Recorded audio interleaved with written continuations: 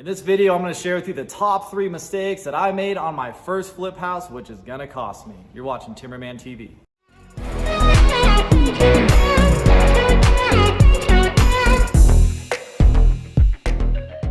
As you know, I'm a full-time carpenter and builder, but I also want to start investing in other things, and I did end up locking down my first flip property, which is distressed, and it really was a good buy. I have a couple friends. One is Ryan Pineda here and Graham Stephan here. Both these guys are extremely successful in real estate, extremely successful in investing. I've personally done some projects for them.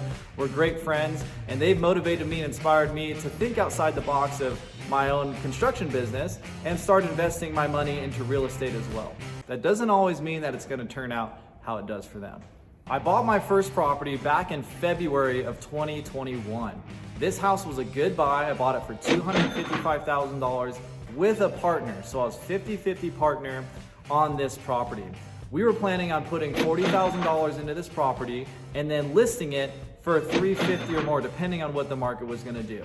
And the idea was to have this done in about 3 months and then a month of being on the market and escrow. So 4 to 5 months total. Well, let me tell you the bad news. I've made a huge mistake. We're in month 9 now, and the house is on the market, and it took a long time to get here. So here's the top 3 mistakes that I made that I don't want you to make on the first flip house. The first mistake was moving to a new area. It's brand new to Idaho, and I'm excited to get into this market and start investing in flip houses. But the problem is I don't know people. I don't know subs. I don't know other contractors. And worse than that, I don't know who's good at what they do.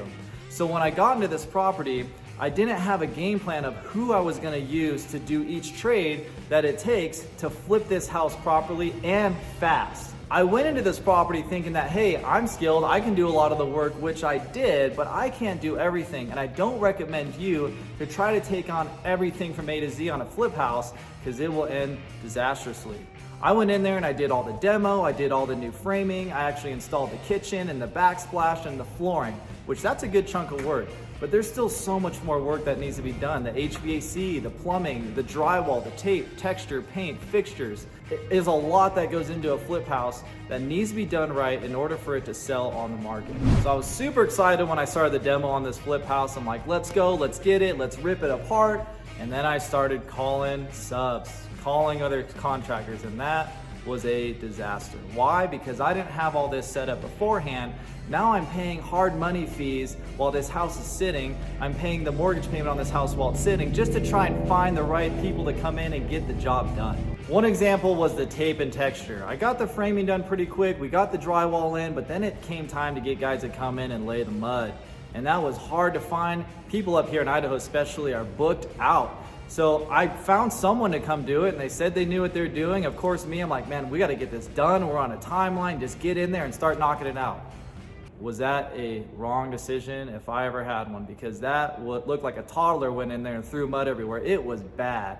And then you get people that want to fight and are getting nasty with you. So I ended up losing money paying these Joe Schmoes to throw mud everywhere. Then I got to find someone else to come in and fix what they did plus finish the house. So now you're spending double the money that you had budgeted just for the tape and texture. Same thing happened with the paint. I had a painter lined up. This guy's been referred by someone else, and he came in and he started painting the house. It did look good in the beginning, but this guy left about 3/4 of the way through, and he took all my money. And so I had to get another painter to come in to finish the job, and it ended up taking them longer than they expected, and they want to get paid. So now I'm double the money on my paint. So I paid a lot more on the tape and texture. I paid a lot more on the paint job, and now I'm starting to stress. On top of that, it's taken a couple more months just to get to that point. Do not go into your first flip property or any property without knowing exactly who you're gonna use, without trusting their abilities, so that you don't end up in this position. That leads into my second biggest mistake, which was not having the budget correct. If you don't have an exact plan of what you wanna do with every facet of the house, with the bathrooms, the kitchen, the basement, everything, the paint colors, this is gonna turn into a nightmare for you. And when it comes down to budgeting, especially with a hard money loan, you have to give them a number that you're gonna use for that rehab. In this case, it was $40,000. This ended up being more than $40,000. So make sure that you know what you're doing. You know how much everything's gonna cost. You have an idea of what it is, and make sure that number's a little higher. It's okay to give them a higher figure. You don't wanna be at a lower figure because then you're out of pocket, which I am right now. Fun. Because of the budget crisis, we weren't able to put money into the landscape. We weren't able to paint the exterior. So the house looks like this on the market when it really could look like this. So it's not fun. Hopefully this house sells soon, but again, budgeting and knowing exactly what you're gonna do is gonna go a long way. And my third biggest mistake was not having an alternate exit strategy. Make sure when you go into any property that you have at least 2 exit strategies so you're not locked down into one. Unfortunately, the numbers do not work out on this to do a cash out refi or what's called the BRRRR method because I'd still be out of pocket. Remember, I went over budget on my rehab. We're not gonna get as much, the market's cooling off now. And so I don't have that second exit strategy. We have to sell this house to get out from under it. Luckily, I have an amazing partner on this flip who's been so gracious and has allowed me to learn through this process. And make sure you don't go into a property with a partner that you don't know very well and that you don't trust. All money is not good money.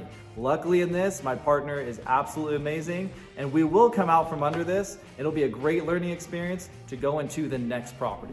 So is TMBRMAN done investing in real estate? No, I will do this again in a heartbeat.